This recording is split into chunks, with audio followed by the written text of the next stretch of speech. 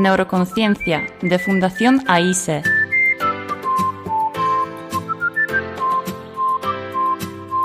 Con Juana Naya.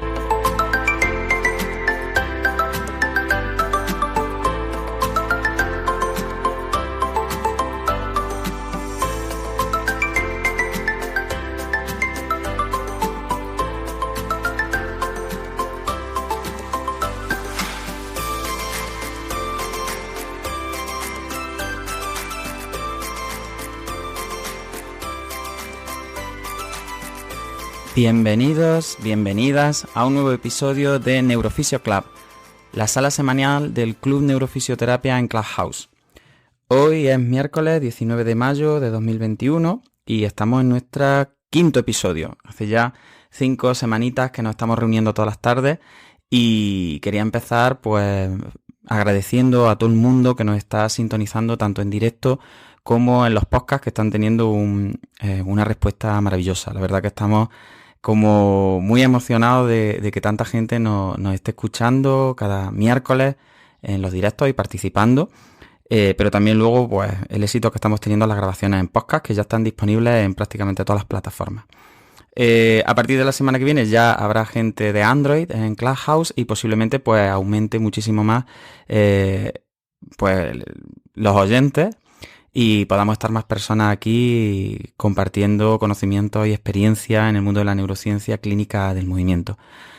Bueno, yo soy Juan, ya me conocéis, y esta tarde nos enfrentamos al segundo episodio sobre equilibrio. Lo que pasa es que como sabemos cómo somos, y sabemos que la semana pasada nos dio tiempo a prácticamente revisar 3 o 4 páginas del ORAC 2011, pues hemos decidido empezar con Pablo Bouza, que es un fisioterapeuta que trabaja en Cefine, alumno de la 5ª edición del máster en neurofisioterapia de la UPO, y actualmente pues está coordinando también este máster, y bueno, es buen amigo y compañero, y queremos que empiece hablando sobre ejercicio físico en neuro. Queremos empezar a hacer como una especie de mini sección, un poquito, hablando sobre una cosa tan interesante. Entonces, Pablo nos ha pasado un documento de la Organización Mundial de la Salud sobre ejercicio físico, tanto en personas con discapacidad como sin discapacidad, y vamos a intentar comentarlo. Entonces, bueno, vamos a ver qué tal se da la tarde, y cuando terminemos con Pablo, pues volveremos sobre nuestros pasos a revisar el ORAC 2011 y seguiremos con alguna cosilla más, pues charlando con Yolanda Colodro, con Cedric Ponsoda, con Mode Fernández, que está por ahí, con Manuel. Así que nada, vamos a ver qué tal se da la tarde y vemos si podemos hacer alguna cosilla interesante. Ya sabéis que estáis todas invitadas, las de abajo, a subir a charlar con nosotros aquí arriba. Y bueno, y que espero que podamos estar un ratillo entretenidos.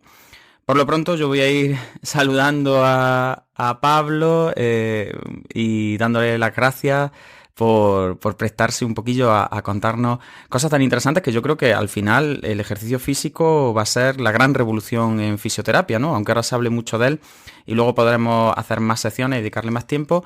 Pero, ¿qué tal, Pablo? ¿Cómo está el tiempo por allí, por Coruña y por Galicia en general? Hola, ¿Qué Juan. tal? Hola a todos. Pues mira, hoy bastante bien. Es una sorpresa porque hasta ahora ha sido lluvia, lluvia, lluvia estos últimos días, pero hoy bastante bueno. Así que fantástico. Pues ya habéis tenido más suerte que nosotros, que aquí estamos como a 30 y tantos grados y ya en plan verano. Claro, no, aquí 16, 17, aquí se está bien, la verdad.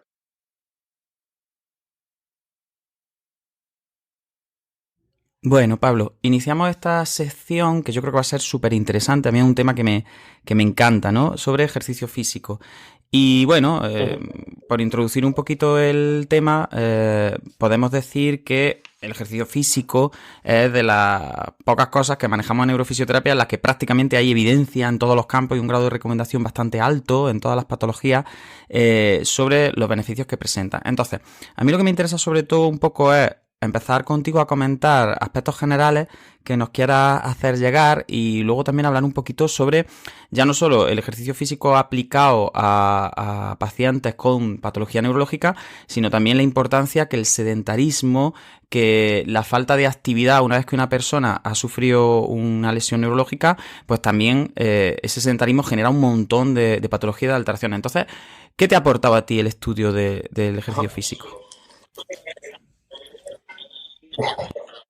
Sí, no.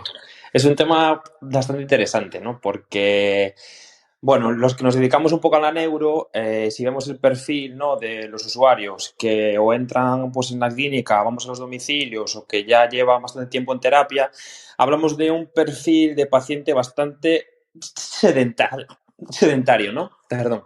Que no son pacientes que, pues, que tengan una actividad física diaria elevada con con las consecuentes complicaciones que eso produce, ¿no?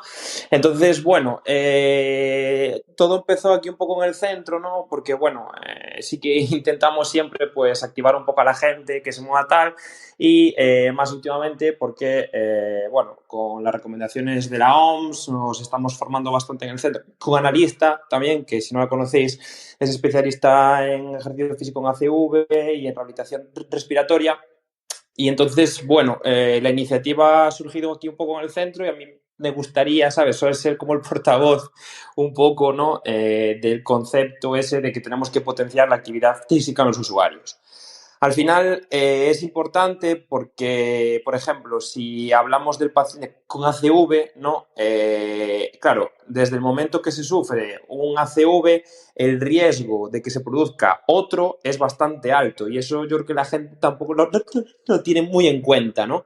Y si eso va en relación con que son pacientes con ya, bueno, complicaciones cardiovasculares bastante importantes, alteraciones de tipo diabetes, etcétera, etcétera, y aún por encima no se mueven, el riesgo va a aumentar un montón, ¿no? Entonces, bueno, la sección va un poco enfocada a eso. No solo la CV, ¿vale? Aunque, bueno, son como va a ser la principal patología de la que vamos a ir hablando todas estas semanas, pero también perder un poco el miedo, ¿no? A hacer ejercicio físico con pacientes neurológicos, porque sí que, bueno, yo cuando estudié tal, veníamos de un paradigma donde era el terapeuta el que iba a mover el paciente, ordenaba, etcétera, etcétera. Y yo creo que estamos avanzando hacia un nuevo paradigma en el que se mueve es el paciente y tú, bueno, pues tú lo vas a guiar, le vas a pautar el ejercicio, pero el que se va a mover es el paciente, ¿no? Entonces, bueno, hoy hablaremos un poco de ese sedentarismo en los pacientes y de las guías de la guía del 2000 depende de la OMS, ¿no? Que va a pautar la cantidad de actividad física y de ejercicio físico que se recomienda que tiene que hacer un paciente con discapacidad, ¿vale? Aunque sea un concepto así un poco feo. Discapacidad sabemos que es feo. Sí, sí. Claro, Pablo, porque además yo creo que es muy importante el cambio de paradigma que está habiendo en neurofisioterapia. Bueno, y ya no solo en neurofisioterapia, sino también en los sistemas sanitarios en general. Hace poco recuerdo que para el ciclo Neuroconciencia Solidaria de la Fundación AISE yo hacía una actividad, un seminario solidario en el que hablaba de terapia orientada a meta. Y una cosa que me llamó mucho la atención es cómo en los últimos años se está viendo una tendencia a cambiar desde un paradigma de sistema sanitario reactivo en el que tú te pones enfermo y entonces yo te trato y te devuelvo como a la normalidad, entre comillas, ¿no? A lo fisiológico, pues estábamos pasando a unas formas de entender la atención preventiva. Entonces se podría decir que nosotros empezamos a trabajar tratando los ictus, por ejemplo, o cualquier tipo de evento neurológico. Hablo de ictus pues porque es el más frecuente que vemos en la clínica. Empezamos a tratarlo desde antes de que ocurra.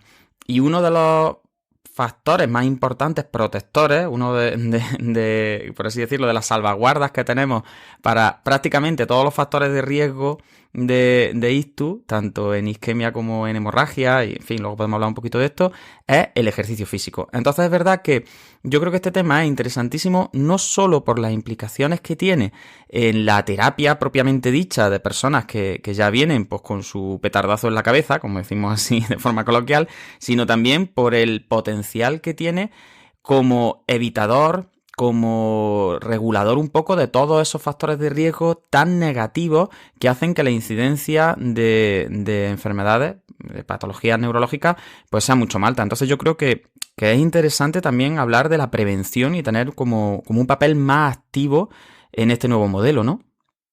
Es importantísimo. O sea, eso que acabas de decir, ¿sabes? Una gran verdad, porque al final, ¿no? Si te pones en qué porcentaje de factores evitables acabas de decir tú, pues, o sea, el porcentaje de factores evitables es un 80% de los ictus.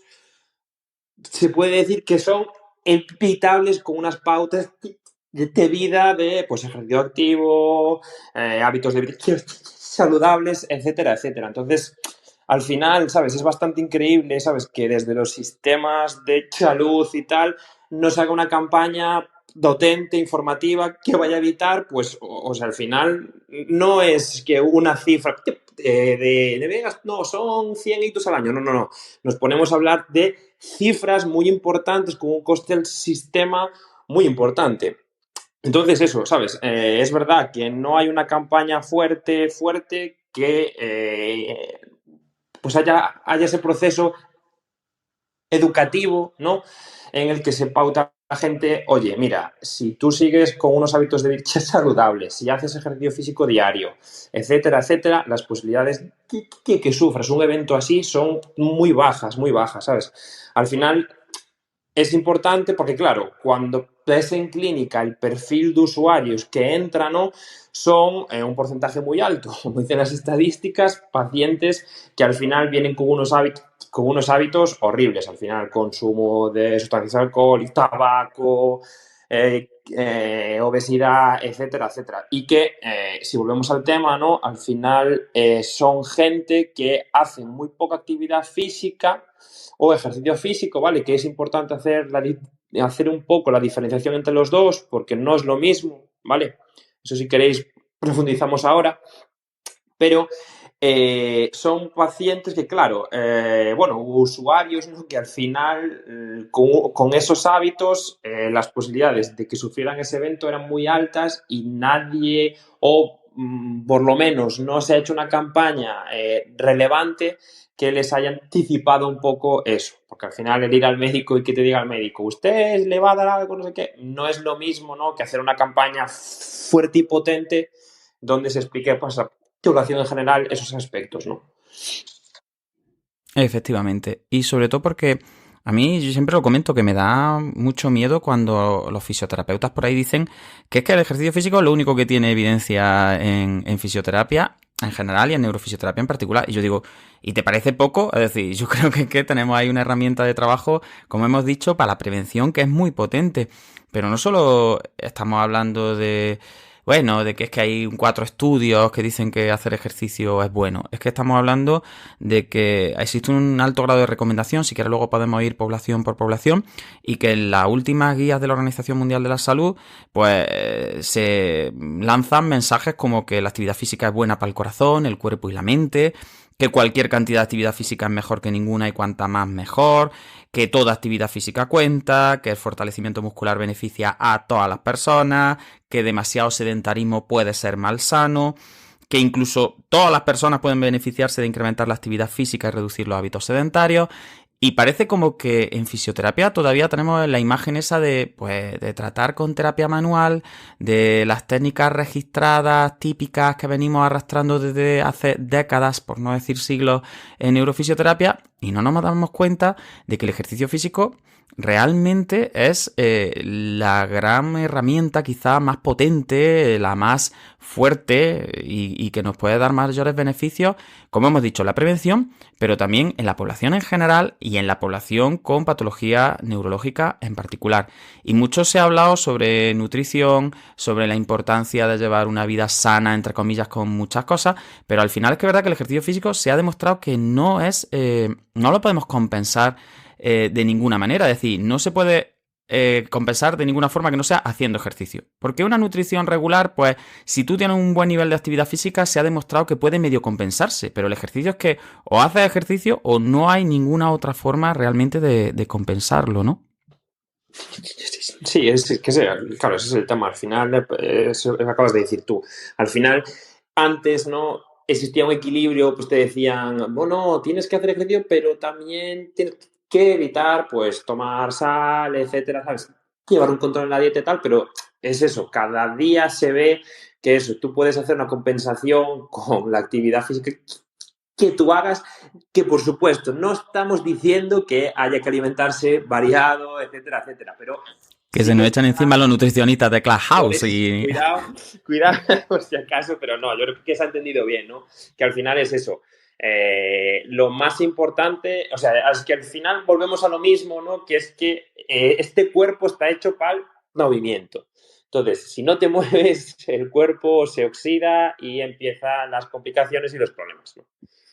Bueno, Pablo, si te parece, podemos ir haciendo una pequeña introducción sobre aspectos que yo creo que son importantísimos, ¿no? En referencia al ejercicio físico en neurofisioterapia.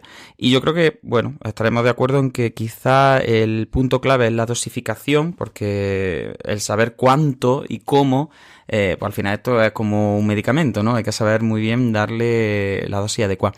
Yo creo que el documento que nos has pasado de la Organización Mundial de la Salud es bastante claro en ese aspecto y nos habla de una pauta de actividad que es bastante asequible, perdona, ¿no? Porque muchas veces la gente piensa como que tiene que apuntarse al gimnasio y como que hacer mucho esfuerzo y que es una cosa como muy costosa y quizá también nos cuesta muchas veces llegar a la gente por eso, ¿no? Porque es como, yo he tenido un ictus, un petardazo en la cabeza y ahora encima me pides que haga esfuerzos y todo el rollo, ¿no? Y muchas veces los objetivos se ven como inalcanzables, ¿no? Como que la gente no se plantea empezar porque cree que hay mucho esfuerzo ahí metido, ¿no? Sí, Entonces yo vale, creo que sería ver un poco, quitar ese mito, ¿no? De que vale. realmente los objetivos están muy al alcance de cualquiera, ¿no? Sí, no, no, es alcanzable, vamos a decir. Vaya, que no es un reto inalcanzable. No, no, no, no, es alcanzable, alcanzable. Entonces, es muy importante, ¿no? Que tengamos muy en cuenta que tenemos que diferenciar muy bien qué es la actividad física y qué es el ejercicio físico, ¿vale? Porque no es lo mismo. Entonces, cuando hablamos de actividad física, ¿vale? Vamos a hablar de es cualquier tipo de movimiento, ¿vale? Que se produce por la musculatura que se va a sumar al metabolismo basal, ¿no? Que es el que tenemos habitualmente y va a generar pues, hay un gasto en el sistema, pero no va a ser ejercicio físico. Es decir, cuando yo hablo de actividad física me estoy refiriendo a pasar la aspiradora, andar por casa, etcétera, etcétera. ¿Vale? Y con ejercicio a lo que nos referimos es ya a un tipo de actividad física, ¿vale? Que va a tener ya una intención de pues mejorar nuestra forma física, nuestra salud y que ya va a tener un orden, va a tener un objetivo, va a tener una planificación, se va a repetir en el tiempo, etcétera, etcétera, ¿vale? Entonces, es importante que hagamos la diferenciación, porque luego nos vamos a encontrar de, sí, sí, yo hago bastante ejercicio, y al final hacer ejercicio no es estar en casa y ser muy activo, no, hacer ejercicio es, oye, mira, pues yo X veces a la semana voy a dedicar 20 minutos al día, pues a hacer, yo qué sé, pues una tabla abdominales, voy a ir a pasear, voy a ir a correr, ¿vale? Pero ya lo tengo estructurado, sé cuántas veces lo voy a hacer, etcétera, etcétera. Esto es importante porque va en relación con lo que decíamos el otro día y es que nosotros siempre estamos hablando de, claro, de plantear ejercicio y de programar y recetar ejercicio en pacientes con patología o incluso como modo de prevención primaria, ¿no? Como decíamos antes. Entonces, cuando vamos a plantear ejercicio, debemos de saber también, ¿vale? Bien cómo vamos a dosificarlo, con qué persona estamos hablando, de qué forma vamos a plantear el ejercicio, cuántas veces lo va a repetir, etcétera, etcétera. Entonces, claro, si vamos a recetar algo, ¿vale? Es importante que conozcamos cómo se debe de dosificar, ¿vale? Profundizaremos esto más adelante en el podcast, pero yo creo que es un tema muy importante y que hay que dejarlo muy claro, ¿vale? Porque si vamos a ser los referentes en ejercicio, en patología, debemos de saber pautar bien el ejercicio. Entonces, una vez hecha la diferenciación, ¿no? La guía de la OMS está muy bien porque nos da la dosis mínima, ¿no?, que necesitan los adultos con discapacidad de más de 18 años, ¿vale? Yo he tomado como referencia eso porque creo que engloba a la mayor parte de la población. También en la guía hay una parte para menores de 18 años, pero bueno, yo me voy a referir a esa, ¿vale? Entonces, la OMS nos recomienda que para adultos con discapacidad se debe hacer al menos 150 minutos de actividad física aeróbica de intensidad moderada o al menos entre 75 y 150 minutos de actividad física de intensidad vigorosa, ¿vale? Hablamos de a la semana. Entonces, si hablamos de 150 minutos como mínimo, ¿vale? Yo me pongo a pensar en la gran mayoría de los usuarios que acuden al centro que yo conozco, muy pocos son capaces de alcanzar esa cifra, ¿vale? Estaríamos hablando de unos 30 minutos, 5 días a la semana, más o menos, ¿no? Exactamente. Más de media hora al día, ¿vale? De ejercicio físico de intensidad moderada, ¿vale? Es decir, pues un paseo algo intenso, etcétera, etcétera. Que luego eso, si nos metemos ya en mayores intensidades, podemos reducir un poco los tiempos, ¿vale? Pero si partimos de una base, sería un poco eso. Bien, luego también tiene aspectos muy interesantes la guía porque nos dice que al menos recomiendan 4 días a la semana de actividad física multicomponente, ¿vale? Que es, imaginaos, pues participar en actividades como puede ser el pilates, como puede ser el yoga, el tai chi, que les encanta a los anglosajones, tai chi, ¿vale? Yo no sé ahí en Granada, pero aquí que gente que haga tai chi no conozco ninguna. Variadas, vale, entonces, claro, aquí... Aquí en Granada hay mucho tai chi, ¿no? Es que hay muchos hippies, entonces están todo el día para arriba y para Ah, abajo con el tai vale. chi. Pues, entonces, Sí, sí. un sesgo mío. Y la bola de energía para arriba y para abajo. Vale, pues es un sesgo mío entonces. Entonces, recomiendan al menos 4 días a la semana de actividad física multicomponente, ¿vale? Que den prioridad, pues, al equilibrio, al entrenamiento de fuerza y ya con unas intensidades más elevadas, ¿vale? Eso también sería beneficioso. Otro aspecto importante es que a partir de esos 150 minutos de actividad física aeróbica moderada, todo lo que se haga a mayores de eso va a resultar beneficioso, ¿vale? Entonces eso va a permitir, pues, que nos ayude al fortalecimiento muscular, a mejorar nuestras condiciones de equilibrio, etcétera, etcétera. Bien, aparte de esos 4 días, también recomiendan que al menos otros 2 días a la semana se realicen actividades de fortalecimiento muscular de intensidad moderada o más elevada para potenciar los grandes grupos musculares. Es decir, que 2 días a la semana por lo menos vamos a dedicarlos pues, a realizar unas series de sentadillas, unas series yo qué sé, flexiones un poquito adaptadas, levantar algún peso, etcétera, etcétera. Que yo creo que también es algo importante porque el entrenamiento de fuerza en los pacientes neurológicos, hombre, cada día menos, pero sí que nos cuesta, ¿sabes? En plan, también un poco integrarlo en el día a día, ¿vale? No hay que perder un poco el miedo a que los pacientes, pues, lleguen a algún peso, estén, ¿sabes? Que el paciente acabe la sesión y diga, me voy cansado con fatiga muscular, ¿vale? Y conseguir un poquito eso. Pero Pablo, eso puede ser todavía por el mito de que el trabajo de fuerza y el reclutamiento empeora el tono, ¿no? Sin duda. Porque yo no sé vosotros, pero vamos, cuando me formé, que no hace tantos años, aunque bueno, ya voy para arriba, y sobre todo cuando he asistido a formaciones de distintos métodos muy famosos y conceptos del mundo de la neurofisioterapia, pues todavía se explicaba que el reclutamiento activo aumentaba el tono y que entonces si el paciente reclutaba a favor de sinergias, fuera flexora en miembros superiores o extensora en miembros inferiores, pues que le iba a aumentar el tono y en que entonces aumentaba también los reflejos, entonces la hiperreflexia llevaba a esa hipertonía y hacía que empeorara el paciente. Entonces teníamos mucho miedo de que los pacientes hicieran nada en activo porque les aumentaba el tono y eso es una barbaridad, vamos, eso... Sí, no, claro, es que al final eso es un problema, vamos, que ya viene de hace años y aún bueno, yo creo que hemos avanzado bastante, pero bueno, te encuentras a veces en el día a día con estas historias y dices tú, bueno, hombre, no sé, ya existe lo suficiente. Hay una evidencia que sustenta que, mira, el entrenamiento de fuerza ni es perjudicial, al contrario, ¿sabes? En plan, va a resultar muy beneficioso para el usuario, así que hay que implementarlo desde ya. Algo que también considero que es muy importante, hay aspectos en la guía, bueno, es una guía bastante larga, pero bueno, si hacemos así un poquito el resumen, hay un aspecto fundamental y es que hay una frase que a mí que me parece muy importante y es que limitar el tiempo dedicado a actividades sedentarias o sustituirlo por más actividad física de cualquier intensidad. Es decir, con lo que hay que conseguir es que el paciente se mueva. Vale, da igual de qué forma o tal, pero hay que conseguir que el paciente se levante, que se mueva, ¿sabes?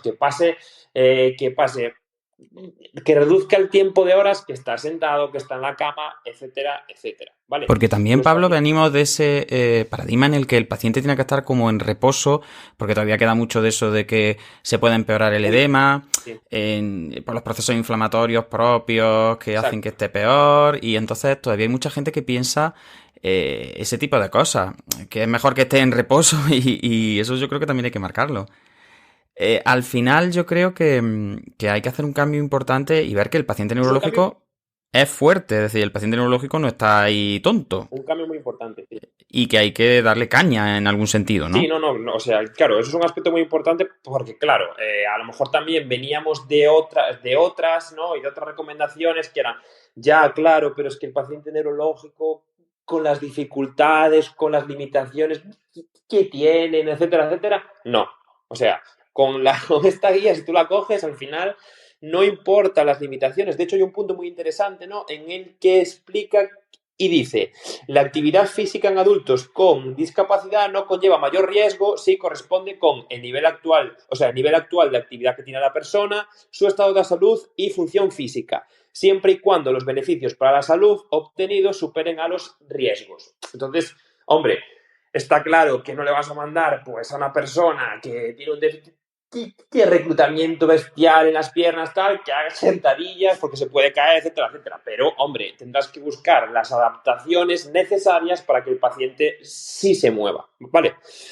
Y toco más. Yo la recomiendo muy encarecidamente a los que nos dedicamos un poco a esto, ¿no? Y a los que no también, ¿vale? Porque hay una parte, claro, nosotros estamos hablando siempre de las recomendaciones en discapacidad, pero hay recomendaciones a la población en general. Entonces, claro, si hablamos de 150 minutos en población con patología, os podéis imaginar cómo es en la gente sin patología. Hablamos ya del doble o del triple incluso de actividad física diaria.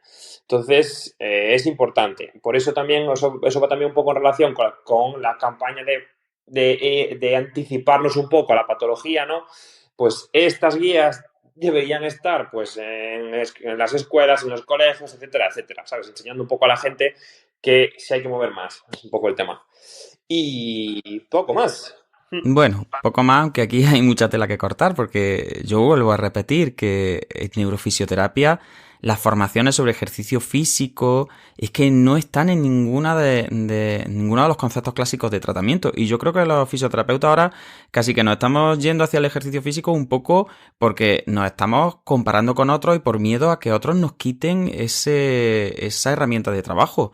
Y eso es muy triste, porque al final es como una posición muy reactiva a, como nos hemos dado cuenta que hay otros profesionales que valoran el ejercicio y que son conscientes de su gran capacidad terapéutica y su potencia, pues ahora parece como que los fisios nos hemos hecho un poco los dolidos y hemos reclamado el ejercicio físico y parece que ahora el ejercicio físico es nuestro, pero yo creo que no es tanto por convicción como por el hecho que hemos visto que se nos escapa de las manos y que hay mucha gente que lleva mucho tiempo diciendo que tiene que ser una herramienta prioritaria. Es que es, Y yo ahora es verdad que no estoy tan metido en formación como alumno de una forma activa, por así decirlo, ¿no? Pero a ver, yo hice el máster en neurofisioterapia hace 10 años y desde esos 10 años hasta ahora pues he estado asistiendo prácticamente a un montón de jornadas, congresos, formaciones y tal. Y es que en esos 10 años el ejercicio físico se ha visto muy poco. no, sí, no, sí, hace 10 no, hace 5 tampoco.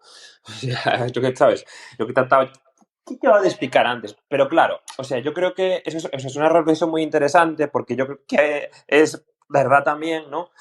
Que claro, si nosotros nos vamos a comparar, ¿no? Pues con los licenciados en actividad física o tal, ellos sí tienen unas herramientas que yo creo que son muy importantes a la hora de plantear el ejercicio, ¿sabes? De hacer una, bueno, pues mira, vas a hacer tal, tal, tal, en tal fe, ¿sabes? En estos días, como que la estructuración de lo que es el ejercicio, por su parte, ese dominio lo tienen mucho más de lo que tenemos en fisioterapia. Pero claro, yo creo que es el punto, ¿no? En el que nosotros tenemos que dar un pasito más, ¿sabes? En plan, aprender a pautar mejor el ejercicio porque nosotros sí que controlamos un montón en cuál es el ejercicio que le viene bien al usuario, ¿sabes? ¿Dónde vamos a sacar, dónde vamos a extraer el potencial, dónde vamos a conseguir, ¿sabes? Pues en base a los déficits, etcétera, etcétera, etcétera, cuál es el tipo de ejercicio que le va a ir mejor, pero no sabemos hacer la dosificación de lo que es el ejercicio. Porque a mí, por lo menos, ¿sabes? Antes era como el rollo este de, sí, pues haz 10 repeticiones, tal, y luego, pues otras 10, ¿sabes? No es eso de, haz 10, 10, 10, no.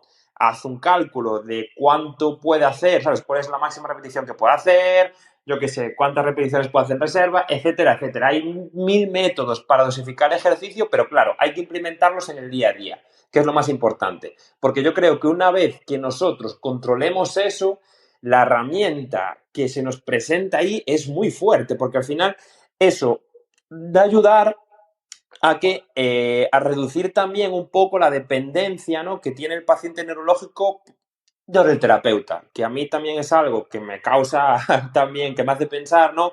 Y es que ves que son usuarios que o están contigo o no son capaces de hacer ejercicio y tal. Pues hombre, a lo mejor, ¿sabes? Si tú le pautas, si se lo registras bien, si le das una tabla donde apuntar las repeticiones que ha hecho, etcétera, etcétera, pues a lo mejor vas a fomentar ¿sabes? Ese aumento de actividad y ejercicio en casa, ¿no? Puede ser también una herramienta interesante. Yo estoy de acuerdo contigo en que el ejercicio físico quizás sea una de las herramientas más generalizables que tenemos al contexto, y además es verdad que el ejercicio tiene un componente también social, tiene un componente de participación muy importante, y también es verdad que tiene un efecto muy positivo en la imagen que tienen las personas afectadas por patología neurológica sobre sí mismas, porque al final yo creo que mediante el ejercicio es muy fácil fomentar espacios en los que participen en actividades muy similares, aunque es verdad que nuestra usuaria a lo mejor necesiten ciertas adaptaciones, pero no dejan de ser actividades en las que se cansan, en las que tienen sensación pues de esfuerzo, de estar cuidándose, de estar desfogando, como decimos por aquí abajo, ¿no? Entonces, yo creo que el ejercicio, como tú dices, se presta mucho a esa generalización y se presta mucho a, ya digo, a generar como entornos en los que haya una interacción entre personas con distintos tipos de discapacidad, con distintos tipos de funcionamiento, y gente pues que a lo mejor pues simplemente haga ejercicio por salud, ¿no? Y yo creo que ese punto también tenemos que tenerlo en cuenta con nuestros usuarios. Hay un momento en el que la persona que ha tenido un problema neurológico, por ejemplo un ictus, volvemos a volver al ictus porque es lo más frecuente, pues tiene un periodo de recuperación, tiene un periodo en el que pues el tratamiento es más intensivo, se requiere como un servicio más especializado, pero después de ese periodo ya agudo, subagudo y más cuando ya estamos en fase de compensación, ¿no? Conforme va avanzando el tiempo, pues esa persona lo que tiene que entender es que ya tiene un estado nuevo de funcionamiento y que tiene que incorporarse a actividades significativas, pues como el resto del mundo, ¿no? Pues como yo me apunto al gimnasio, pues porque tengo que tener cierta forma física para poder trabajar como fisioterapeuta, pues porque utilizo el cuerpo, ¿no? En las sesiones. Entonces, yo creo que el ejercicio ahí es importantísimo, y por eso muchas veces yo rompo tanto una lanza y estoy tan interesado últimamente en este tema, porque creo que por ahí los fisios podemos entrar perfectamente. Y es verdad que el ejercicio terapéutico es fisioterapia, eso nadie lo niega, y es lógico que el fisioterapeuta sea el profesional que se encargue de pautar y de distribuir este tipo de herramientas. Pero también es cierto que todos los profesionales suman y que al final esto no es cuestión de quién es el paciente, de quién es el cliente, sino que entre todas las que participamos en el proceso vayamos sumando y vayamos aportando desde el conocimiento y desde la experiencia. Y yo estoy seguro de que hay campo para todo el mundo y que esto no debería convertirse en un en una lucha de egos, a ver quién se lleva finalmente como yo digo, quién se lleva el gato al agua y se queda con esto es mío, ¿no? El ejercicio es mío. Y yo creo que por ahí no vamos bien. Yo creo que lo suyo es colaborar, es cooperar y que cada profesional aporte en la medida en la que su capacitación y su experiencia se lo permitan. Entonces, al final, yo creo que todos sumamos y que en equipo eh, se trabaja mejor.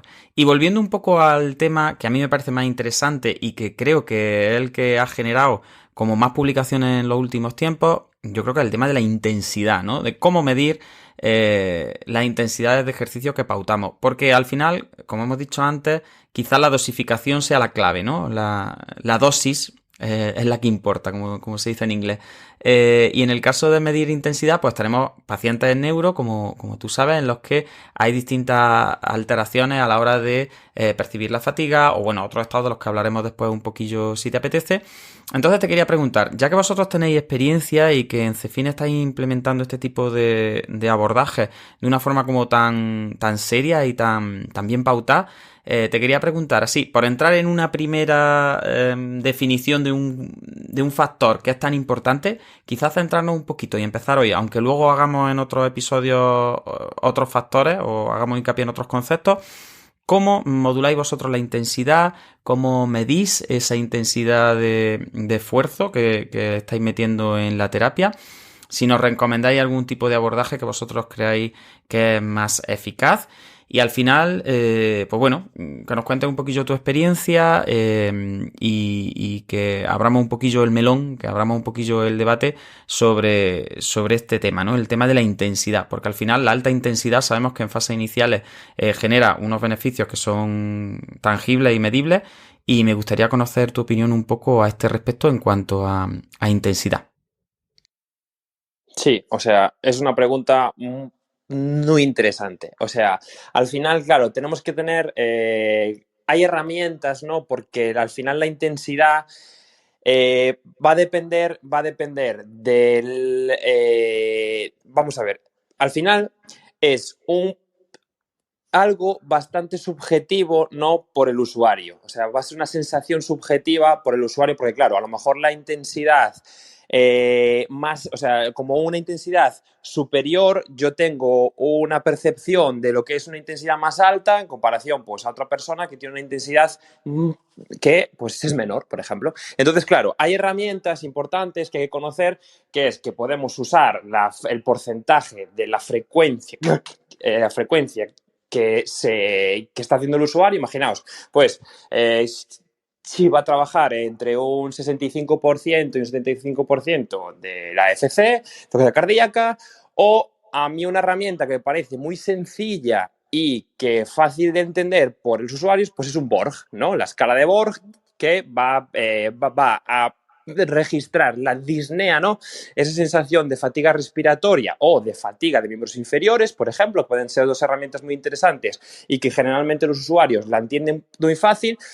Entonces, por ejemplo, se le puede preguntar al usuario, bien, a ver, imagínate, desde un 0 hasta un 10, ¿vale? Siendo el 0 que no estás nada cansado y un 10 que estás cansadísimo, explícame en qué nivel estás ahora mismo de fatiga, o pues o fatiga respiratoria o de fatiga de miembros inferiores. Entonces, claro, a partir de esa herramienta, imagínate que ahí el usuario te dice, pues un 5, vale, pues tú ahí ves que le puedes puedes apretar un poquito más, puedes aumentar la intensidad del ejercicio, o si te dice, estoy a un 8, pues ojo, porque al final la sensación que está teniendo el usuario, ¿no? Es que la intensidad del ejercicio que está haciendo es muy alta. Entonces, hay que hacer un manejo muy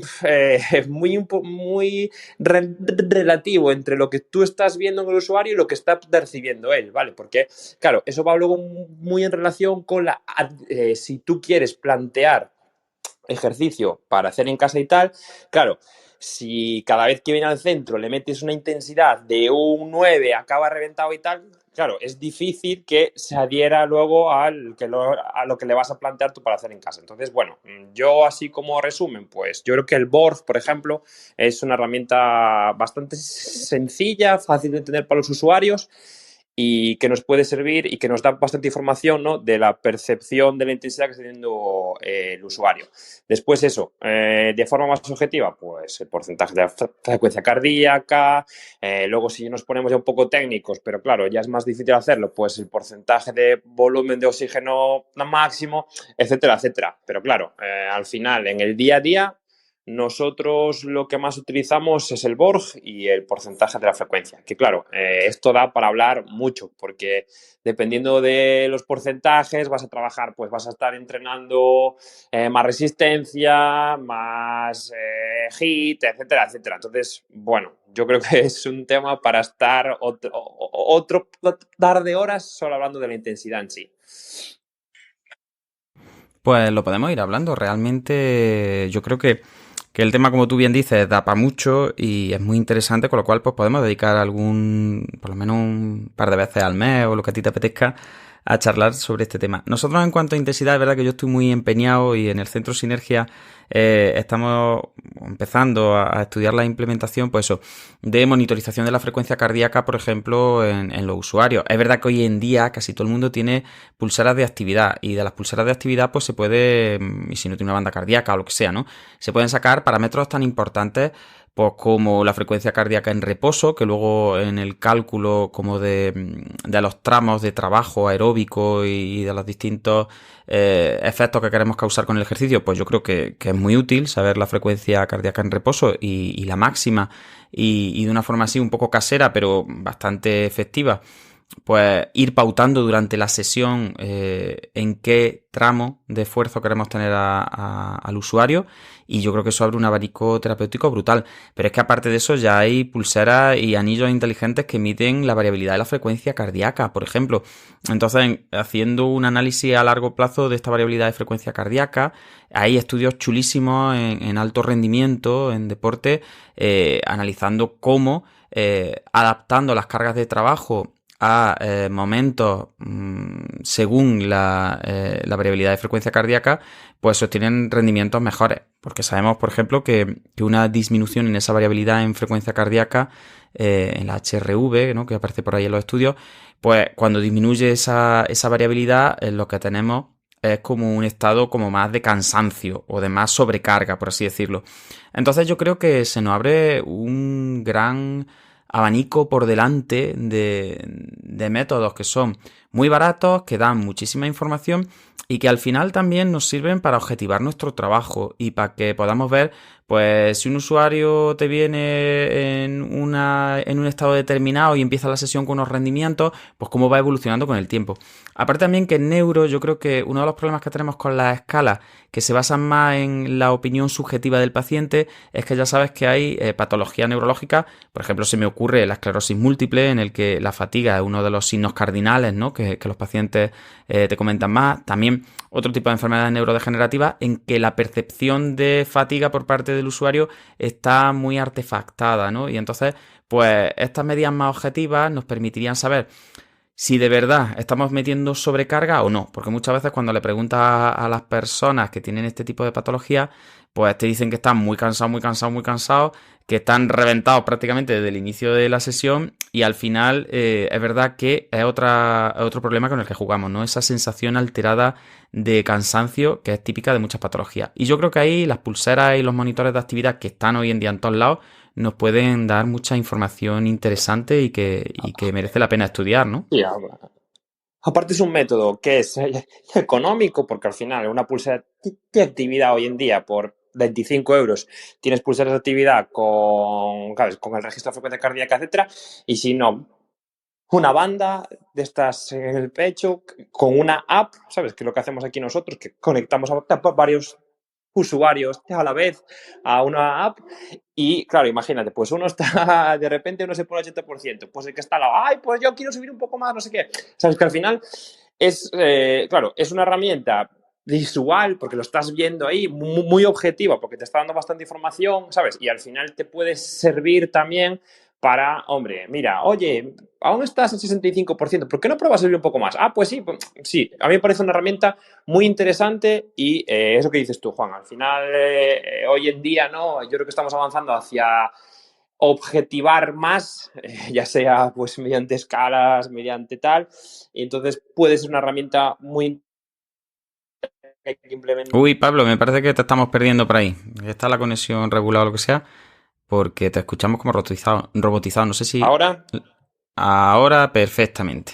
vale, pues eso, nada, a lo que me refería era un poco a eso, que sí que aquí en el centro usamos pues el registro con pulsaciones, pues ya sea por una pulsera de actividad o con una banda, que esa banda se enlaza a una aplicación y lo tú ves en las tablets y puedes ir viendo, pues si el paciente está al 50% de frecuencia cardíaca, tal, e incluso nosotros también lo usamos, ¿sabes? Pues un poco para interactuar en grupo, si conectamos a varios usuarios a la vez, ¿no? Eso sirve también, pues, para que vean que uno está trabajando el 75%, que está bien, etcétera, etcétera, ¿sabes? Pues yo creo que al final, creo Esto que es la gamificación esta la, famosa, ¿no? al final yo creo que es una herramienta, el ejercicio es una herramienta que en un primer momento se asusta a la gente porque, Dios mío, ¿cómo voy a hacer eso? Que acabas conmigo, no sé qué tal, pero luego cuando ven a varios a hacer esas actividades, dices tú, yo también me quiero unir a eso y me voy a picar y voy a superarme porque yo quiero ser el mejor, etcétera. O sea,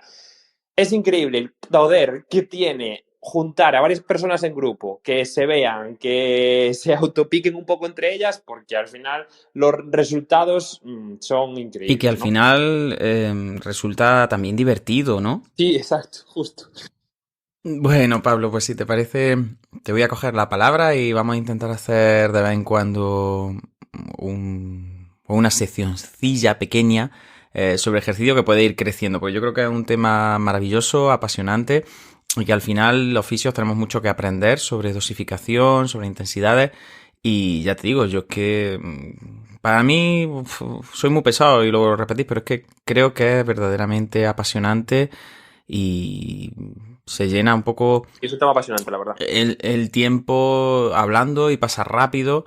Entonces, pues ya está, solo me queda darte las gracias, emplazarte a dentro de una semana o 2 semanillas, pues venir a hablarnos de intensidad y de pauta, de dosificación, que yo creo que es lo que más nos puede interesar, pues ir cerrando, podemos ir dedicando unos monográficos y ya está, y que de verdad que se me ha pasado el tiempo volando, es verdad que llevamos ya más de 46 minutos charlando y te estoy muy agradecido de verdad por estar aquí. Así que gracias, Pablo. A vosotros, chicos. Y si queréis, pues vamos a abrir un poquito los micros porque nos hemos marcado aquí un pimpinela, como nosotros solemos decir, Pablo y yo. Llevamos ya 3 cuartos de hora aquí liados, así que si os parece, si alguien tiene algo que aportar y le apetece abrirse el micro, pues puede, mira, parece que hay por ahí... Cedric se está abriendo el micro, así que Cedric, cuéntanos qué te ha parecido todo un poco, ¿qué opinas? Nada, Pablo en realidad ¡Ay, madre! Pablo lo ha contado muy claro, en realidad. Creo que, o sea, obviamente tenemos que ir en contra del sedentarismo, que es lo más fácil, lo que pueden caer toda la gente con patología neurológica, por lo que habíais comentado, por esa creencia muchas veces anterior que había que, pues sobre todo cuando hay alteraciones del tono, que toda actividad física, todo ejercicio de fuerza va a incrementar ese tono. O simplemente por el hecho de lo que comentabais, ahí de que había como miedo de que si hay riesgo de ictus, a lo mejor sí, por lo que sea, sube un poquito más la tensión, podemos provocar una hemorragia, pero bueno, obviamente todo lo que recomienda la OMS es prácticamente todo lo contrario, que es el sedentarismo lo que puede llevar a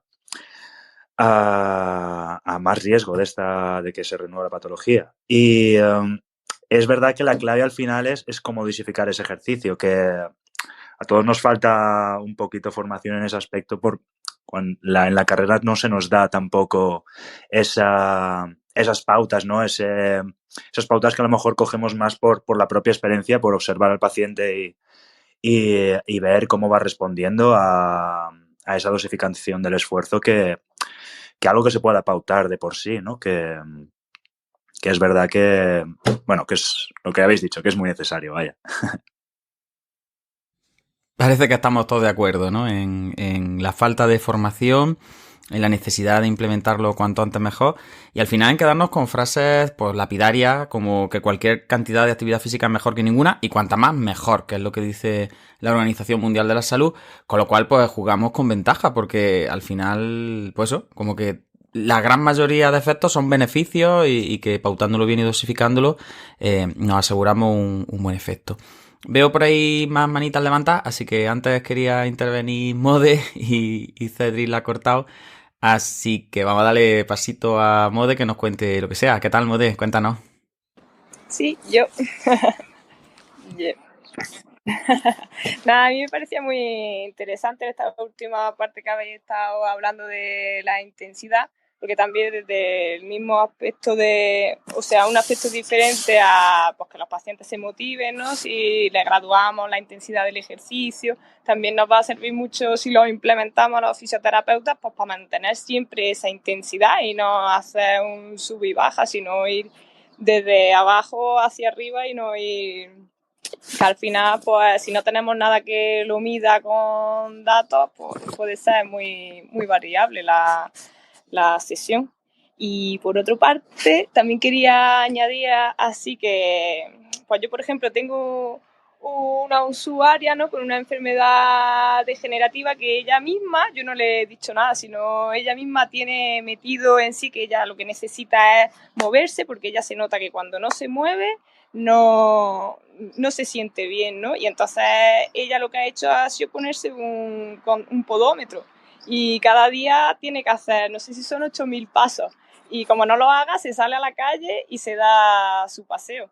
Y entonces, no sé, esta persona lo ha implementado ella sin que su fisioterapeuta, por así decirlo, se lo diga y va muy bien, con menos sesiones en clínica y hace más actividad física ella por sí sola, va a natación, tiene su entrenador personal y está estupenda, ¿qué os voy a decir yo? Entonces creo que es una muy buena herramienta tirar por aquí, por este lado del ejercicio físico. Bien, pues si os parece, podemos ir cambiando un poquito el tema y pasar más bien volver al trabajo de Horak que se publicó en 2011 como parte de un libro un poco más amplio, de una obra un poquito más amplia y que se llama Postural Orientation and Equilibrium, del cual ya pues estuvimos hablando la semana pasada y que al final estuvimos prácticamente la hora y media para avanzar 3 páginas, con lo cual pues ya sabéis que nos gusta mucho todo y que somos bastante pesados y nos entretenemos mucho, con lo cual pues vamos a ver si en el tiempo que nos queda, que no es tanto, le podemos dar un empujoncillo. Si lo recordáis, el artículo empezaba por hacer un poquito un resumen, con una diferenciación entre 2 grandes bloques. Una sería la orientación postural, que es lo que nosotros llamamos clásicamente como alineación, ¿vale? Lo que ellos llaman alignment también, postural orientation, que sería pues un concepto más biomecánico en el sentido de estructural, y luego ya pasan a explicar el equilibrio postural, ¿no? O el equilibrio ya entendido como esas reacciones ya no solo estáticas, sino también dinámicas, que era una de las cosas que más nos gustaban de este trabajo, ¿no?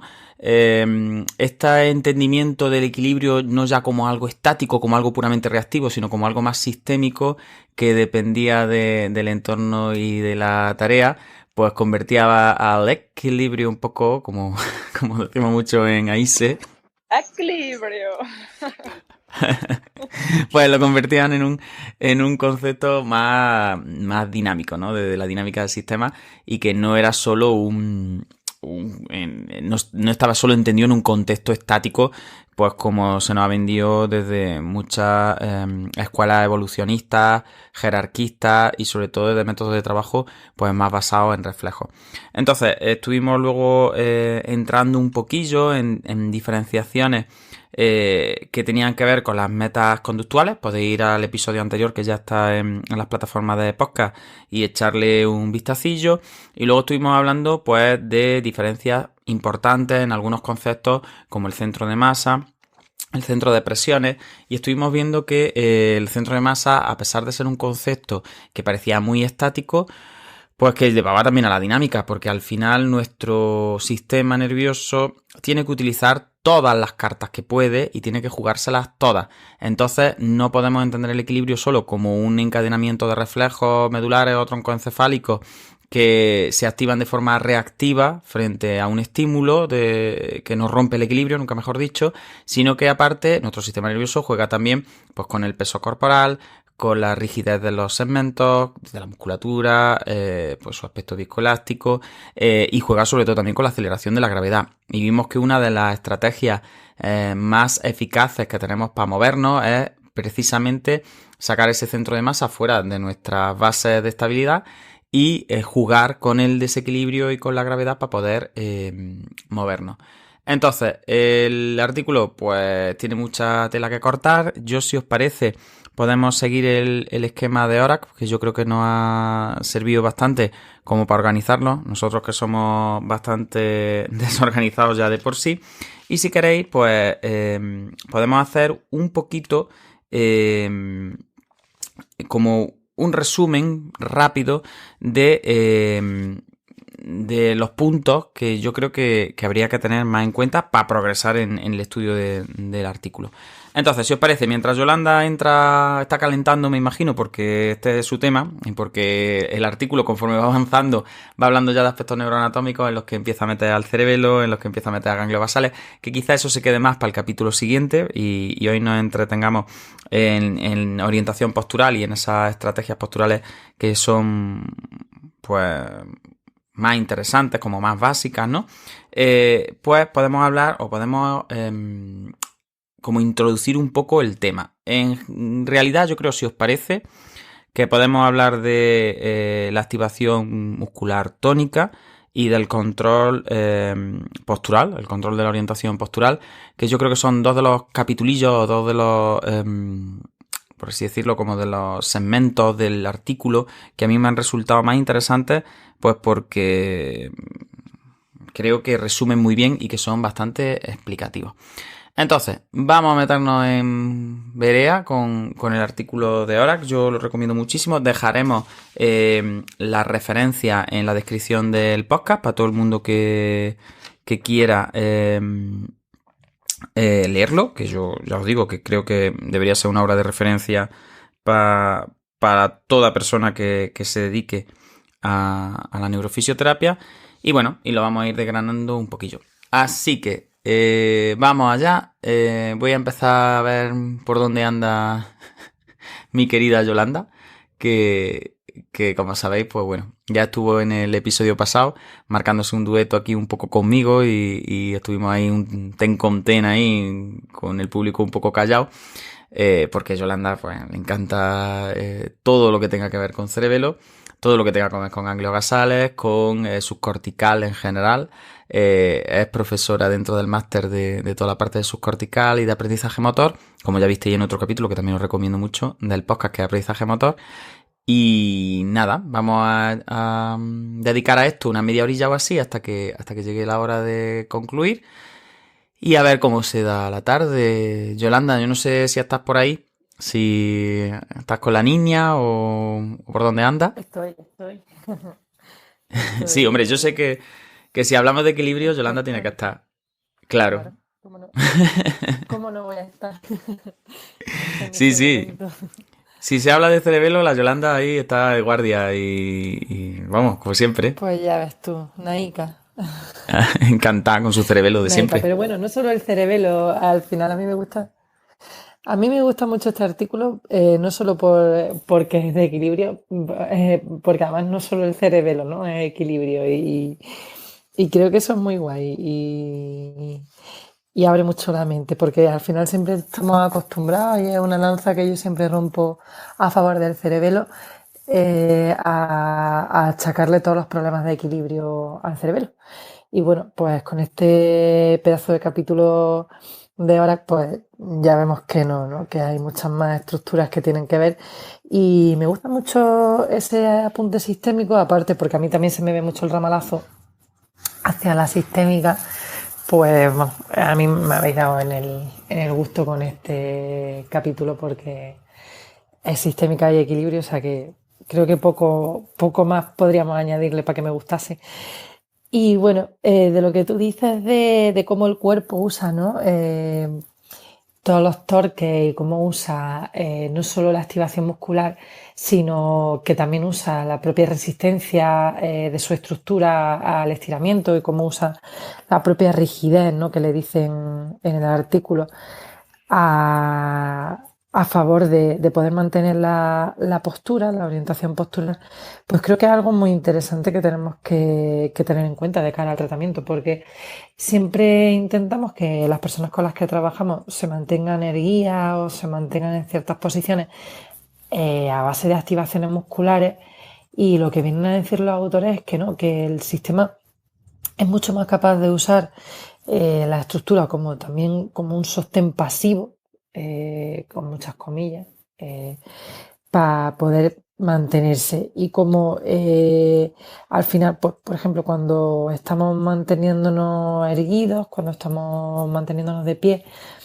pues si nos pusieron un electromiógrafo realmente habría activación tónica en muy poca musculatura, es decir, habría activación, pues como hablábamos en el episodio anterior, pues prácticamente en el sóleo y en el psoas y bueno, a veces en los trapecios y en los maseteros, pero muy poco más, es decir, el resto de activación va y viene, y creo que es interesante que analicemos ese concepto de balanceo que es propio de estar de pie manteniendo una postura quieta, con muchas comillas otra vez, y cómo nos mantenemos casi sin activación muscular. No sé los demás si queréis aportar algo.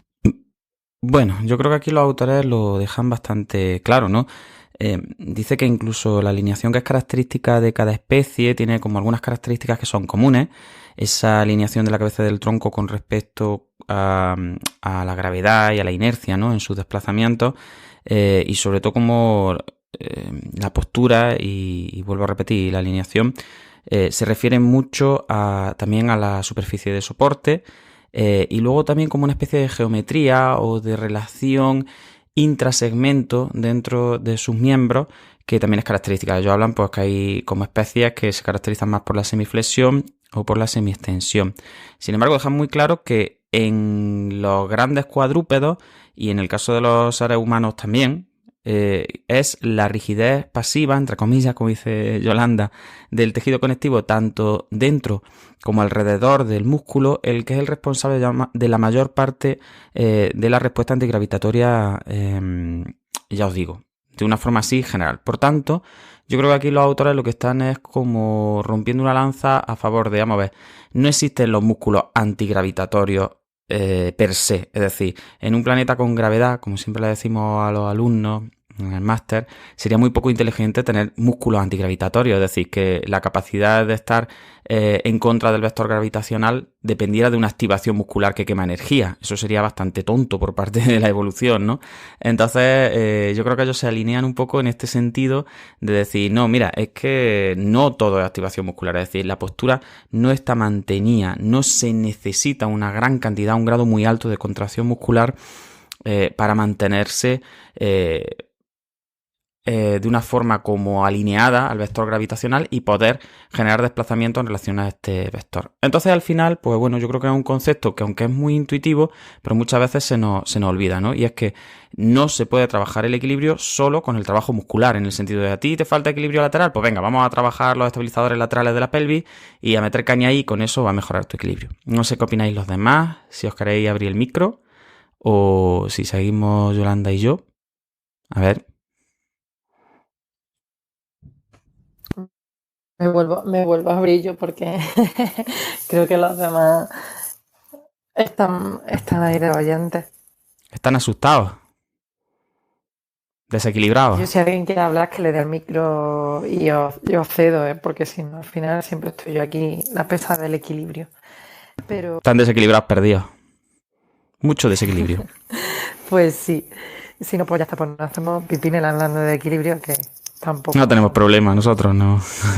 Pues sí, yo creo que lo que tú dices, que a veces nos hemos focado mucho en estudiar qué musculatura es la que te pone de pie o qué musculatura es la que te mantiene, o más bien la que te lleva a una posición, ¿no? Y hemos confundido eso con que esa misma musculatura sea la que te mantiene en la posición. Y yo creo que son dos conceptos muy distintos, el estar en una postura y el activar la musculatura que te lleva a esa postura. Después, efectivamente, cuando te pones de pie o en el primer paso, en el primer momento para estar de pie, o cuando tienes que responder, y si quieres, pues ya nos vamos yendo hacia temas un poco más complejos, a perturbaciones externas o internas mientras estás de pie, pues ahí sí que necesitamos una activación más tónica y más global, pero sí que es cierto que no tendría lógica que el cuerpo se sitúe en posiciones en las que pasamos tanto tiempo o en las que incluso descansamos, ¿no? Pues como tú decías, por ejemplo, las cuclillas, y que esas posiciones requiriesen un gasto energético muy alto. No tendría mucho sentido para el sistema porque ya está, pues porque el sistema nervioso y el cuerpo están para ser lo más eficaces posible. Y bueno, pues para esta energía solo cuando hay que priorizar ciertas componentes de la orientación o ciertas componentes del equilibrio, pero el resto de tiempo, pues lo importante es mantenerte con el menor gasto posible.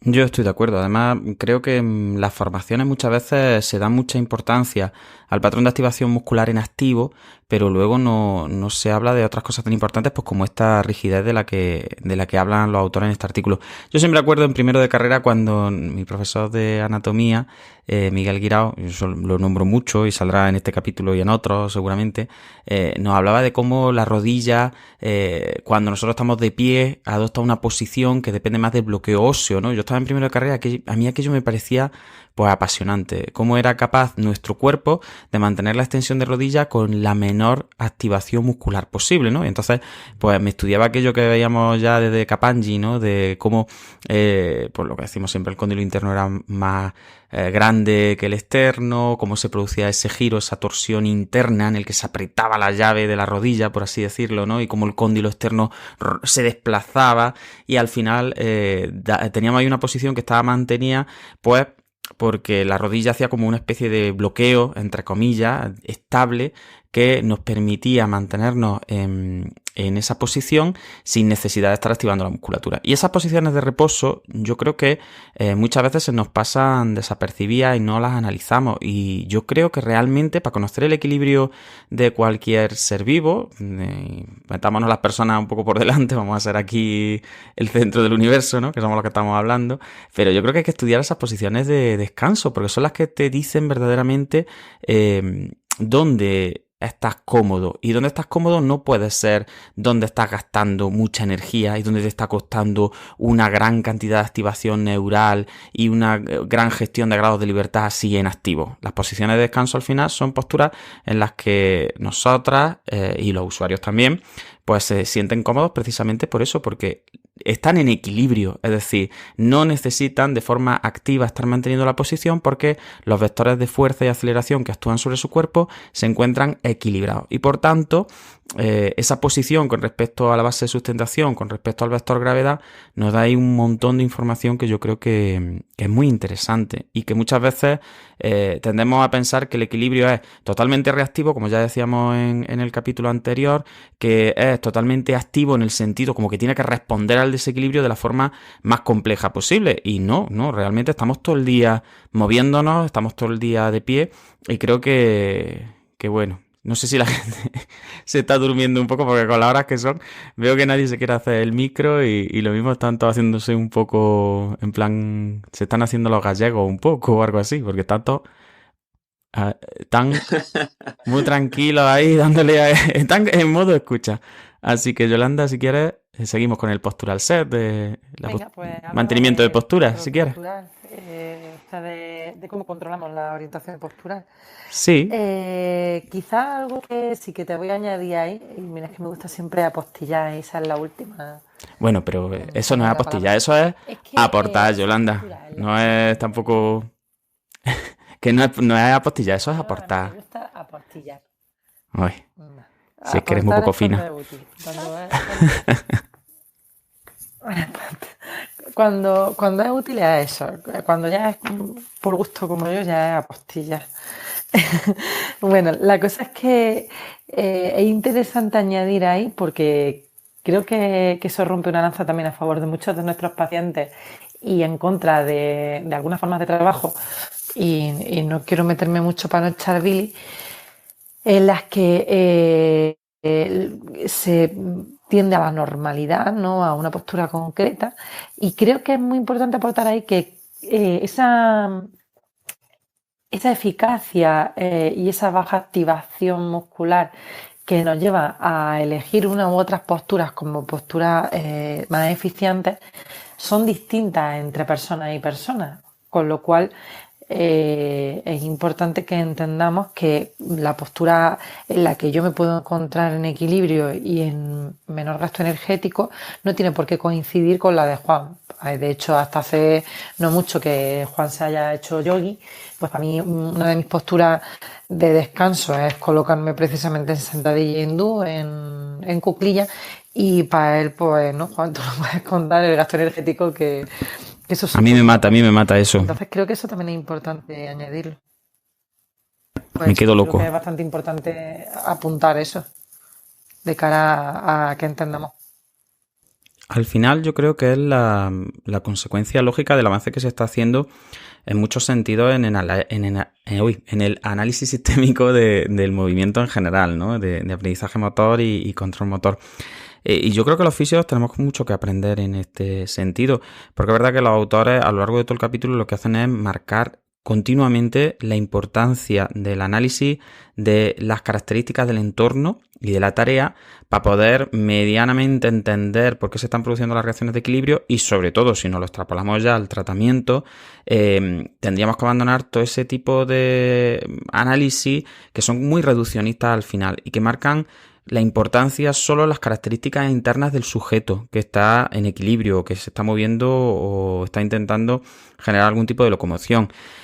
Yo se lo comento mucho a los alumnos del máster cuando estamos en los seminarios de biomecánica, por ejemplo, y como que me miran de una forma un poco rara, ¿no? Cuando les digo, si nosotros estuviésemos analizando la biomecánica de una persona que está buceando, que está metida dentro del agua, si yo os dijera que hay que analizar las características del agua, que hay que analizar las características de la profundidad a la que se encuentra ese cuerpo, de si ese cuerpo está cerca del fondo o no está cerca del fondo, si está alineado hacia la superficie o está en contra de la superficie, si está a favor de una corriente o está en contra de una corriente, a todo el mundo eso le parecería muy lógico en el análisis biomecánico y de las reacciones de esa persona que está buceando.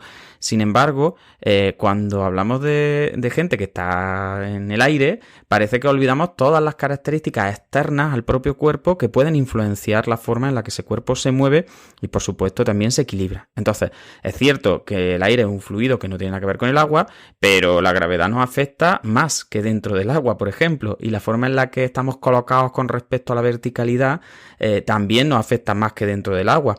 Y la forma en la que nos apoyamos en la superficie de contacto también nos afecta más que dentro del agua. Entonces, al final, yo creo que entramos en unos análisis que, vuelvo a repetir, están muy centrados en cómo se reacciona de una forma activa mediante contracción muscular, mediante coordinación neural, etcétera, etcétera, pero son siempre como mecanismos intrínsecos, mecanismos internos de la persona.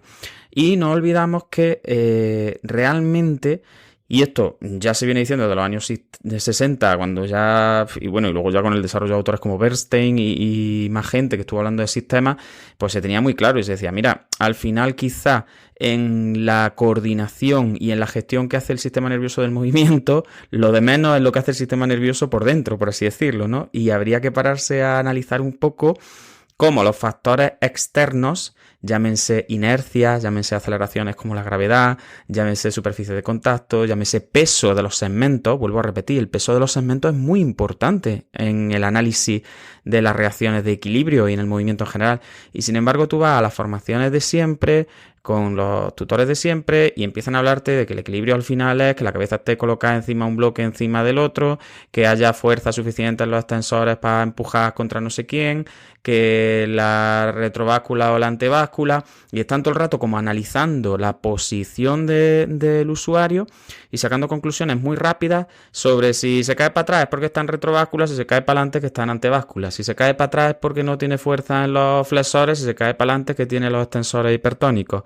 Sí, en fin, todo este tipo de recetillas que al final hacen que fracasemos mucho en el tratamiento y que los resultados sean muy poco generalizables y muy poco extrapolables luego al movimiento de verdad, al movimiento en el que tenemos que cargar con el peso de nuestro cuerpo, tenemos que cargar con superficies de contacto que son irregulares y que van cambiando conforme vamos caminando, tenemos que batallar con superficies de las que nos levantamos que están a distintas alturas, con posiciones distintas de salida.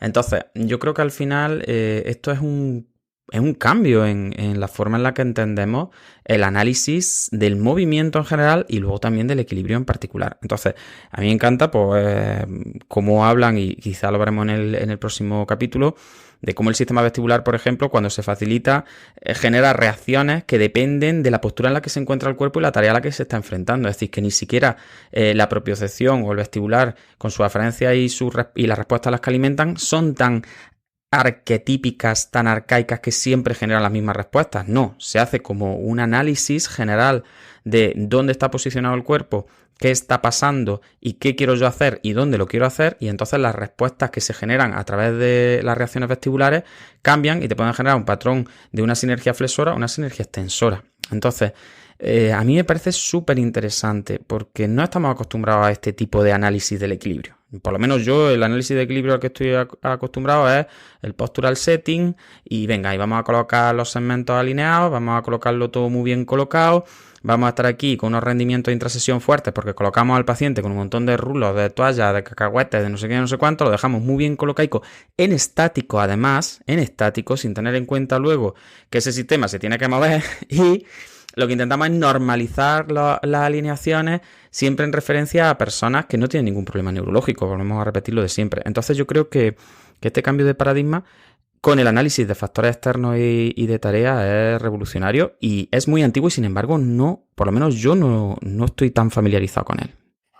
Pues sí, yo creo que es una evolución de pensamiento muy similar a la que hemos hablado otras veces cuando hemos hablado de aprendizaje motor o de control motor. Al final llevan la misma línea, ¿no? Se seguían, pues, ahora que tenemos el modelo del gato descerebrado, pues todo se explica a partir de este modelo, ya sea control del movimiento, ya sea control postural, ya sea cómo aprende a moverse, ¿no?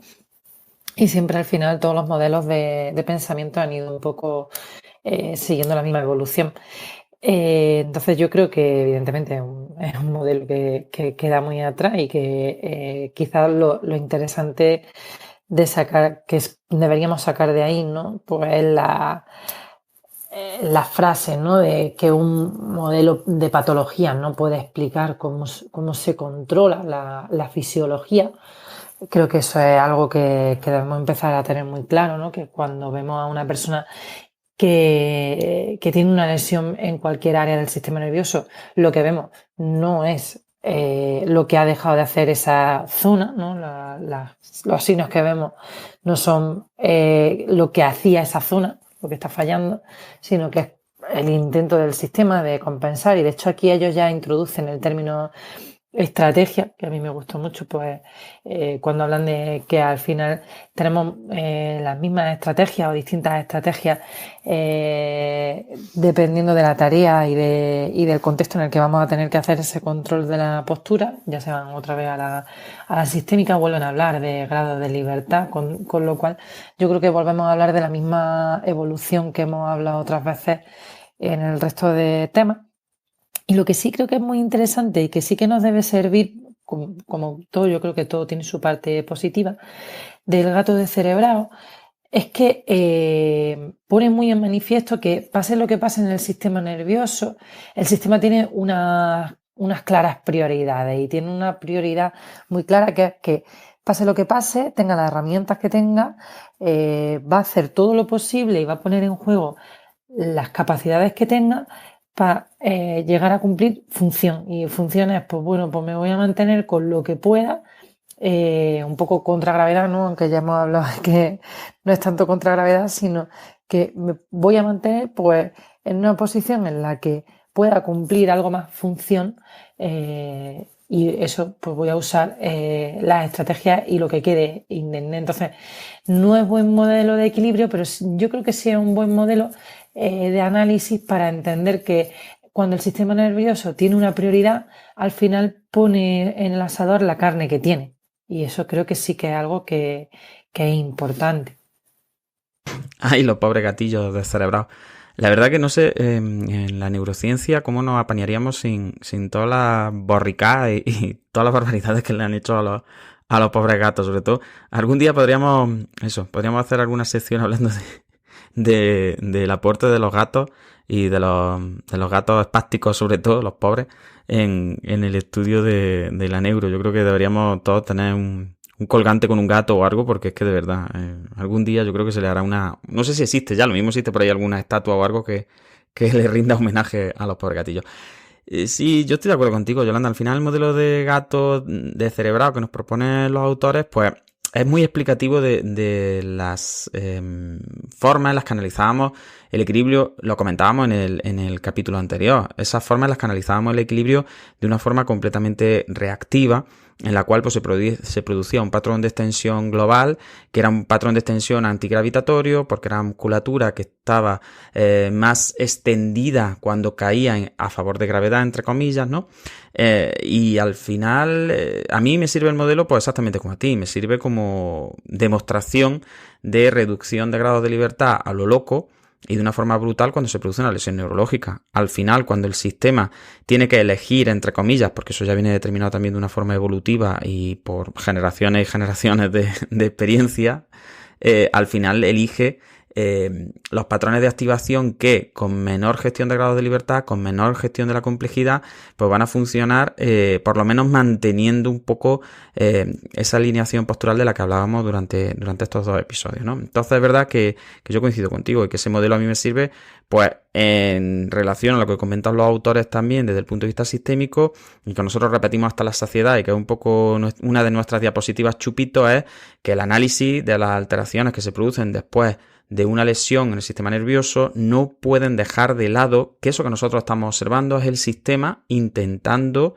generar función con las estrategias que tiene, o sea, está intentando compensar el déficit. Entonces lo que nosotros estamos viendo ahí no es solo el efecto directo de la lesión, sino que además lo que estamos viendo es como ese sistema diciendo, vale, me ha pasado esto, tengo estas estructuras todavía que no han sido lesionadas, tengo estas capacidades que no han sido tan tocadas, por así decirlo, por la lesión, y entonces pues tengo que intentar generar función de la mejor forma que pueda con las herramientas que tengo, ¿no? Lo que tú comentabas un poco de poner toda la carne en el asador. Y ya te digo, es un poco lo que vengo diciendo a lo largo de toda la tarde. Yo no estoy acostumbrado a este tipo de análisis de equilibrio y me parece delicioso cómo los autores ponen ejemplos que, aunque son sencillos, pues son muy demostrativos de este tipo de pensamiento. Por ejemplo, no sé si habéis leído la diferenciación que hacen entre la tarea de andar leyendo un libro o la tarea de caminar mientras se sostiene un vaso de agua. A mí me parece, de verdad lo digo otra vez, deliciosa porque es tan sencilla y a la vez tan demostrativa, como decía mi abuela, el diablo vive en las cosas chiquitillas, ¿no? En los detalles pequeños. Y yo creo que si lo habéis leído podemos comentarlo, porque al final es una cosa como muy tonta que está ahí y que a lo mejor pasa un poco desapercibida en el trabajo, pues porque es como, bueno, ya ves tú, pues al final es una tarea de estabilización del miembro superior, ¿no? Sin embargo, con la importancia de que es precisamente el hecho de que se trate de 2 tareas distintas lo que hace que, aunque es estabilización del miembro superior, mientras caminamos, los puntos de referencia y las características importantes que hay que analizar cambian mucho. Entonces no sé si a alguien le apetece comentarlo, y si no le doy otra vez la voz a Yolanda y que siga por ahí. No sé, Yolanda. Sí, era por si alguien quería aportar, pero bueno, si queréis aportar lo demás, abriros el micro, por favor. Pero bueno, si no, pues me lo cargo yo. Sí, me gustó mucho porque es lo que tú dices, es un ejemplo clarísimo de cómo en principio la misma cosa, ¿no? Que es la estabilización del miembro superior, el mismo objetivo, cambia mucho la estrategia que podemos implementar dependiendo de cuál es la meta final.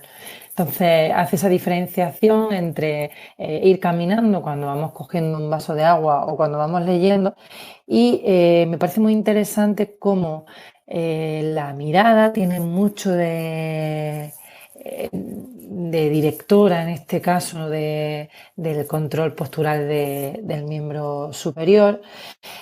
No tanto miembros inferiores, podríamos meternos también ahí, pero creo que si no, vamos a empezar otra vez con la bilis. Al final vamos a hacer una sección, Juan, de desahogarnos, porque al final estamos todo el rato conteniéndonos.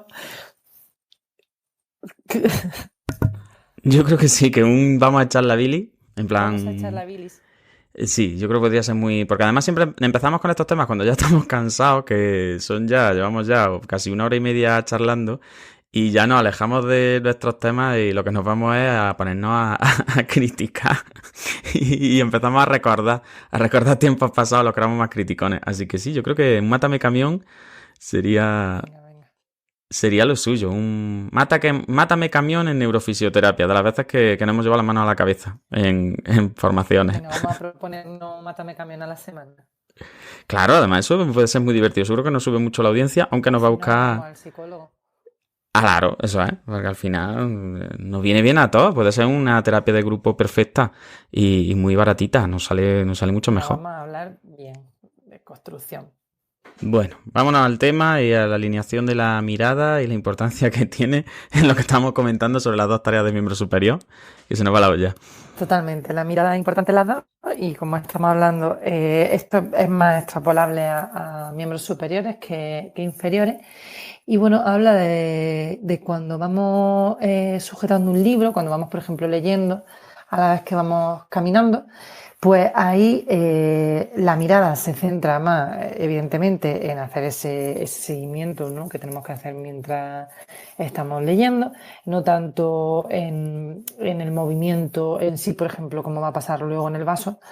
Y claro, como aquí lo importante es que lo que estoy leyendo se mantenga estable, pues al final lo que hace el sistema nervioso es mantener los brazos todo el rato en una posición muy fija, y hablan de cómo ahí sí hacemos una estabilización escapular y nos llevamos los codos hacia el tronco y mantenemos los codos en flexión en una postura muy fija para que el movimiento de manejar el papel, por ejemplo, que estamos leyendo, el libro, no sé si ponen ejemplo con uno o con otro, sea muy mínimo para que este vaya manteniéndose estable. Entonces, claro, fijando el resto de grados de libertad, fijando escápula, hombro, codos hacia el tronco y codos en flexión y las manos cerrando, caminando, los codos hagan el mínimo movimiento para volver a mantener el libro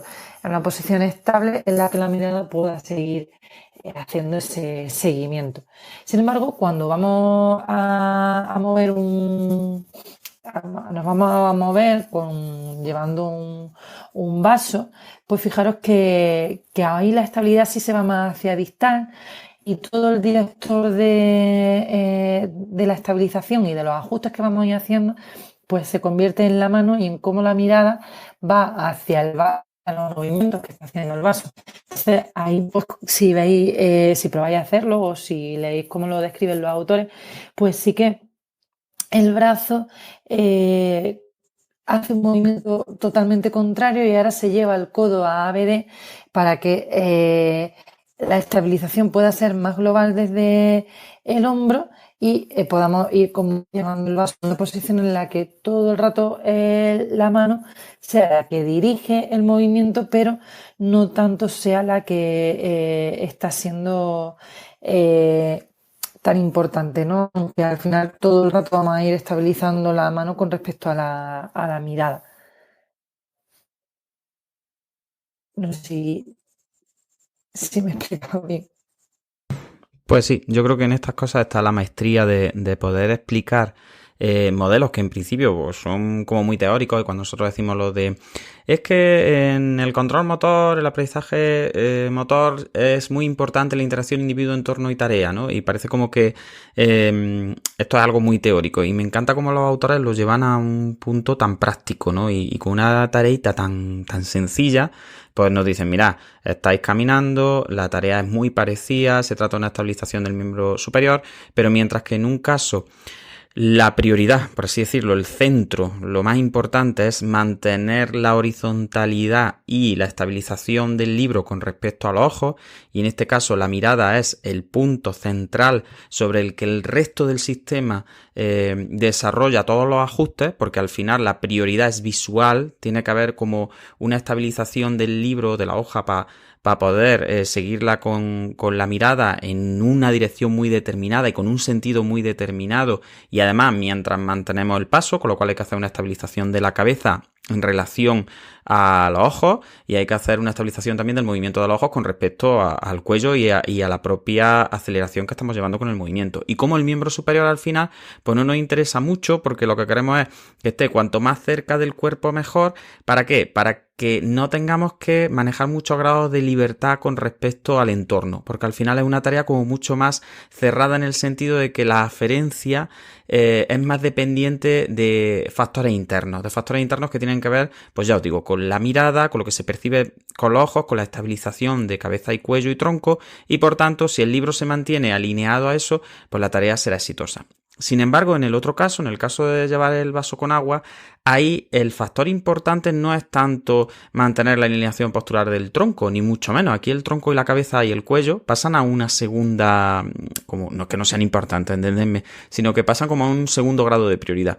Y en este ejemplo del vaso de agua, al final tú vas caminando igual, tienes que estabilizar el miembro superior con respecto al tronco igual, pero ahora el punto clave importante es que la parte de arriba del vaso se mantenga horizontal, se mantenga en una posición determinada con respecto al plano y con respecto a la gravedad. Y entonces, al final es mantener el vaso de agua alineado al vector de gravedad, y para eso necesitamos que el miembro superior se vaya del tronco, por así decirlo. Por eso se adopta esa postura en la que se separa mucho más, porque ahora lo que necesitamos es como independizar al miembro superior de las referencias de tronco, entre comillas, porque ahora nuestra referencia ya es el agua que está en el vaso en horizontal, y que nos va a, o sea, si habláramos de orientación a meta, pues nuestra meta es que ese vaso, la parte de arriba, se mantenga lo más horizontal posible, y que por tanto el agua no caiga.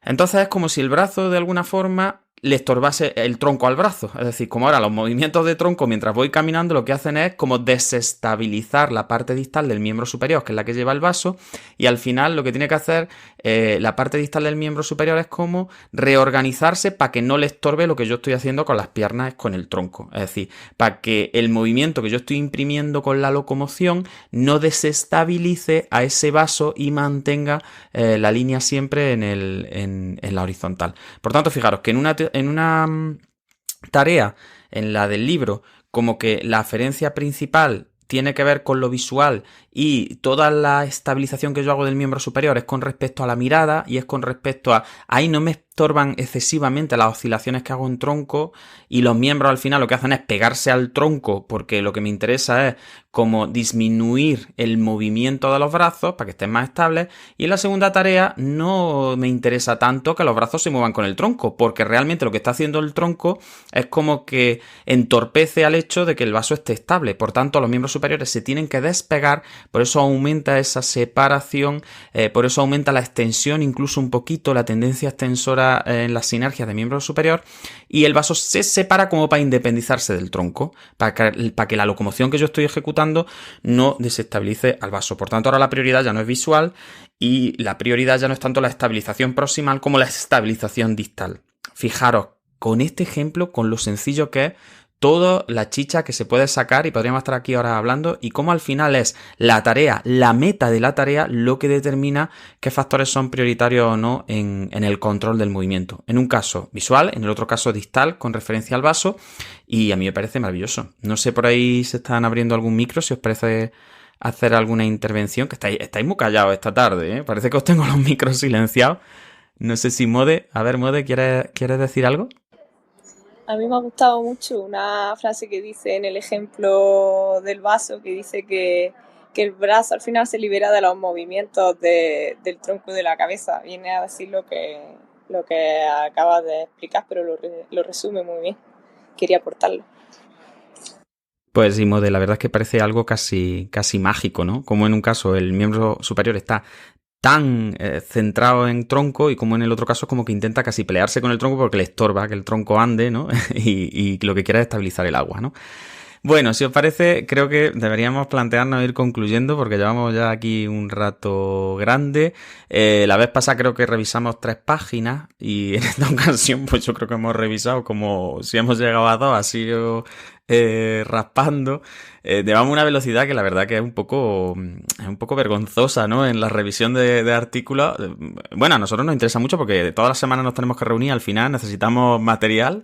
Y bueno, si vamos a esta velocidad, yo creo que con podríamos sacar como una especie de formulilla, ¿no? Ya que nos gustan tanto las formulillas, en plan, a ver cuántas hoja partido por tiempo puede revisar esta gente de un artículo que le interesa. Pues no hacemos más que decir, muy interesante y la velocidad de lectura y de revisión es regular. A hoja por media hora, Juan.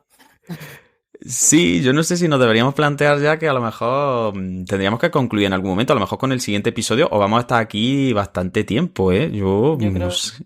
que si la gente quiere, pues de aquí a final de año igual hemos llegado a la mitad. Sí, somos un poquillo jartibles en general. Pero bueno, si os parece, pues podemos ir emplazándonos a la semana que viene y plantear un equilibrio 3 en el cual pues veamos un poquillo de neuroanatomía, que yo creo que es la parte más importante, y aunque nos dejemos mucho del artículo de Horak, pues comentar por encima el DAI, que todavía lo tenemos casi sin tocar, aunque bueno, algunas cosas sí de las que hemos comentado también aparecen en ese artículo. Y yo creo que deberíamos ir concluyendo casi ya, porque al final nos hemos autoimpuesto esto de la hora y media y nos lo estamos saltando a la torera todas las semanas. Que al final es lo que digo siempre, que si queréis más, pues más. Así que Yolanda, si te parece, podemos ir concluyendo y ya pasamos a últimas aportaciones y nos vamos un poco a despedirnos. Bueno, si te parece podemos cerrar con cómo terminan ellos. Uy, espera, mira, sí, acaba de subir Pablo. Así que mira, nos callamos un poco nosotros y así habla alguien más. Que subió. Bueno, hoy hemos tenido a Pablo, digo, hoy no hemos tenido conexión con La Coruña, ¿no? Pero hemos tenido No, hombre, por supuesto, hoy hemos tenido nuestro gallego, si no, no podemos terminar. Si no hay un gallego aquí en este programa, no podemos terminar.